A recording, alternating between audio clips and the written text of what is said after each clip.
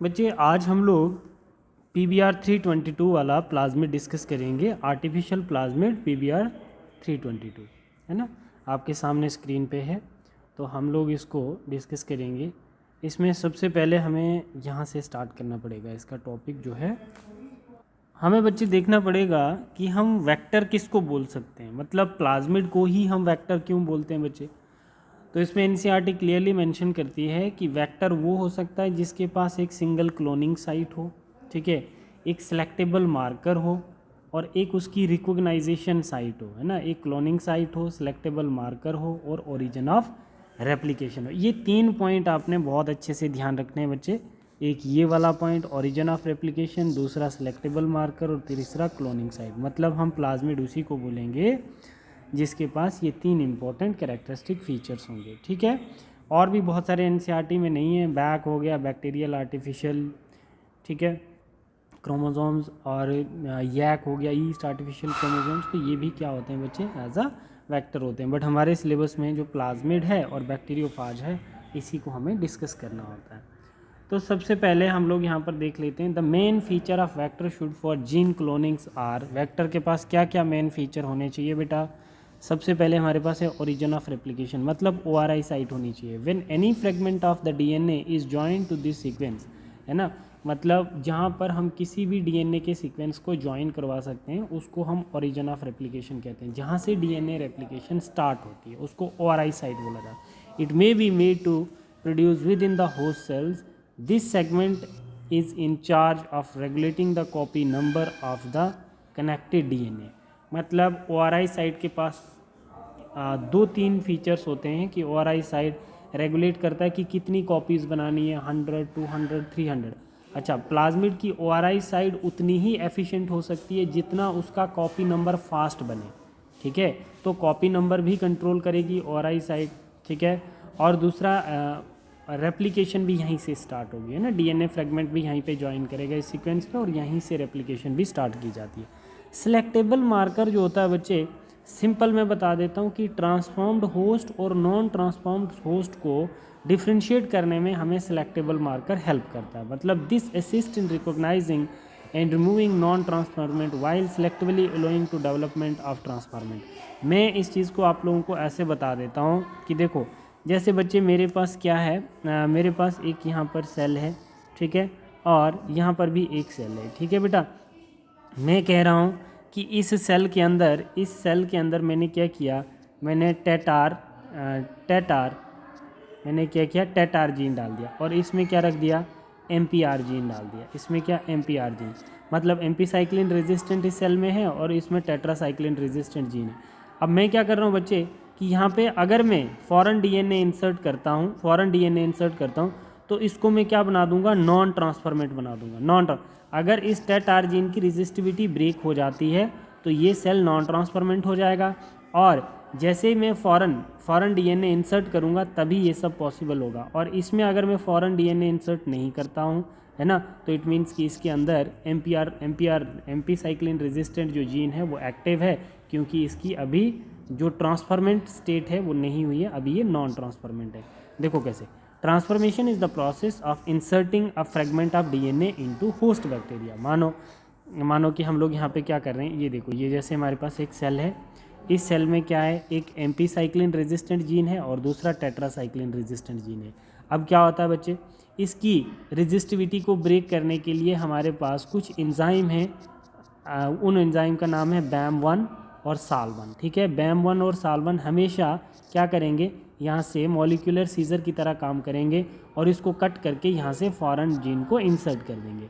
तो जैसे ही foreign DNA इसके अंदर इंसर्ट हो जाएगा बच्चे, यहाँ से लेके यहाँ तक, तो इसकी जो रेजिस्टिविटी थी टेट्रासाइक्लिन की वो ख़त्म हो जाएगी। तो अगर टेट्रासाइक्लिन रेजिस्टिविटी ब्रेक हो जाती है तो अब टेट्रासाइक्लिन जो एंटीबायोटिक है तो वो क्या करेगी, इफेक्ट शो करेगी और जो डिजीज़ काजिंग कोई माइक्रोब होगा उसकी डेथ हो जाएगी। समझ आए बच्चे। सेम ऐसे हम बोल रहे हैं कि अगर मैं BAM1 और SAL1 एंजाइम को यूज़ करता हूं तो रेजिस्टिविटी किसकी ब्रेक होती है, टेट्रासाइक्लिन की ब्रेक होती है बच्चे। सेम ऐसे यहाँ पर एम्पीसाइक्लिन रेजिस्टेंट जो है, इसकी रेजिस्टिविटी को ब्रेक करने के लिए हमें फॉरेन जीन को इंसर्ट करना है। तो फॉरेन जीन इंसर्ट करने के लिए हमें पहले DNA को कट करना पड़ेगा, और वो कौन है, PB1 और PST1 जो है वो क्या करेगा, इस डीएनए को कट करके यहाँ पर फॉरेन जीन को इंसर्ट किया जाएगा। तो फॉरेन जीन जब इंसर्ट हो जाएगा तो ये जो था हमारा जीन ये पहले की तरह अब नहीं रहा, क्योंकि इसमें फॉरेन जीन आ चुका है। तो अब ये कैसा हो गया, ट्रांसफॉर्मेंट हो गया। तो जैसे ये ट्रांसफॉर्मेंट हो जाएगा तो एम्पीसाइक्लिन रेजिस्टिविटी ब्रेक हो जाएगी और एम्पीसाइक्लिन जो एंटीबायोटिक है वो एक्ट करना शुरू कर देगी। ठीक है बच्चे, ये इसकी ORI साइट से, ORI साइट से क्या होता है, कॉपी नंबर कंट्रोल होता है और ओरिजिन ऑफ रेप्लिकेशन स्टार्ट होती है। और यहाँ पर रेप्लिकेशन ऑफ प्लाज्मिड बोला जाता है, ROP को PUV सेकेंड आ गया ये। और यहाँ पर CLA1 हाइंड 3 इक्वराई 1 ये याद रखने, बट सबसे इंपॉर्टेंट ये दो है, ये दो और ORI और रेप्लिकेशन ऑफ प्लाज्मिड ये साइट्स आपने, ये आर्टिफिशियली सिंथेसाइज्ड प्लाज्मिड है। ठीक है बच्चे, मतलब कैसे बॉडी के लिए कोई चीज़ प्रिपेयर की गई है, पहले आर्टिफिशियली सिंथेसाइज किया है। PBR 322 बॉलवर साइंटिस्ट का नाम था, P फॉर प्लाज्मिड, रेडिवर्स और 322 ये सीरियल नंबर है। जितना हमारा मतलब मानो 1 से लेकर 22 तक, हमारे 1 से लेकर 322 तक हमारी डिस्कवरी सक्सेसफुल नहीं हुई थी और 322 पे जाके हमारी डिस्कवरी सक्सेस हो गई थी, इसीलिए इसको PBR 322 नाम रखा गया था। ठीक है बच्चे, तो अब देखो इसमें क्या बता रहा है, In general, genes encoding antibiotic resistance such as ampicillin, chloromethylnicols, tetracyclines और kanamycins ये सब antibiotics are brought to be helpful selection markers for E. coli।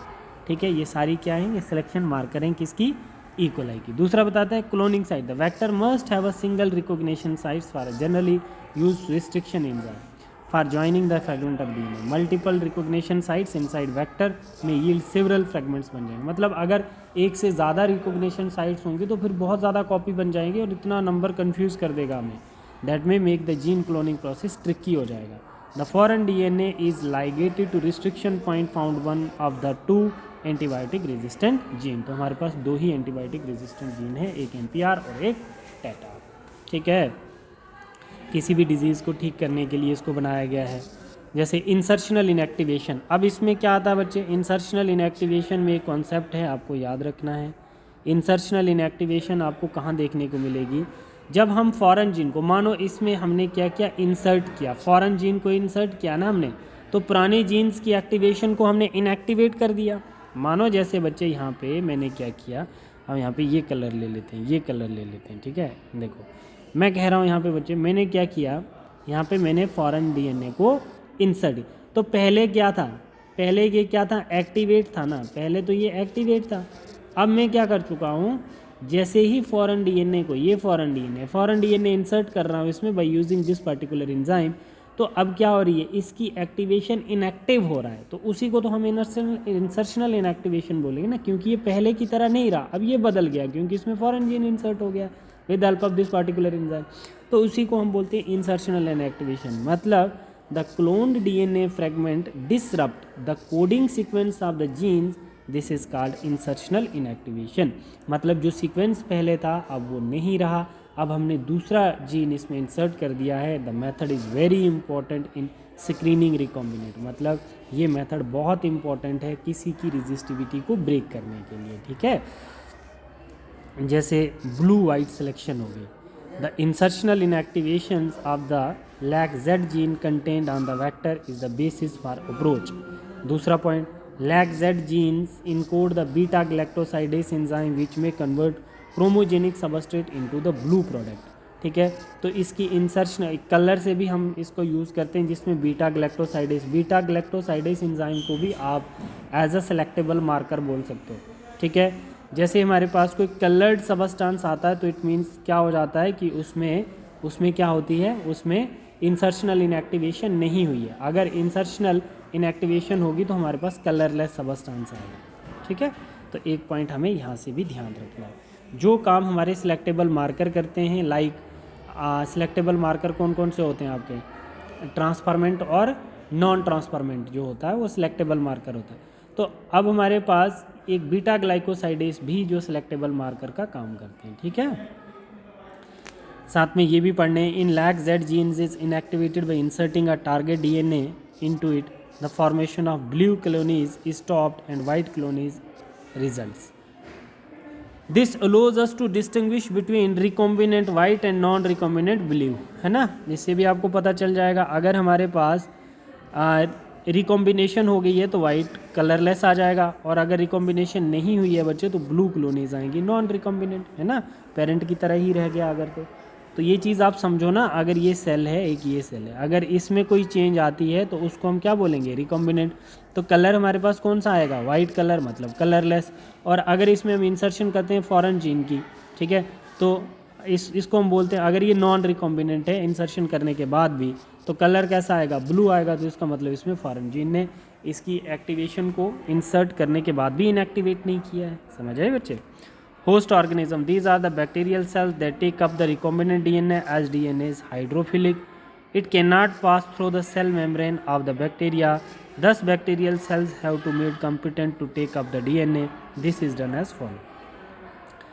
ये देखना बच्चे कौन कौन से मेथड्स हैं, ये बहुत इंपॉर्टेंट हैं, आपको ध्यान रखना है बेटा, ध्यान रखना है। कौन कौन से मेथड्स हैं इसमें, ये आपको ध्यान रखने हैं। एक तो हमारे पास आ जाता है, देखो मतलब कैसे कैसे हम जीन को इंसर्ट कर सकते हैं। एक हमारे पास हीट शॉक मेथड आता है बेटा, इसको पढ़ो अच्छे से।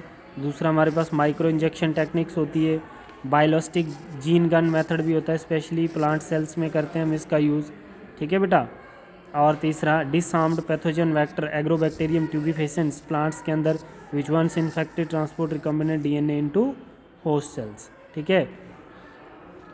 Transforming the recombinant DNA into host, culturing the host cell in medium at large scales, extraction of the desired product, ये सब देख लेना। Isolation of genetic materials, cutting of DNA at specific locations, amplification of gene interest with PCR techniques क्या होता है, ठीक है।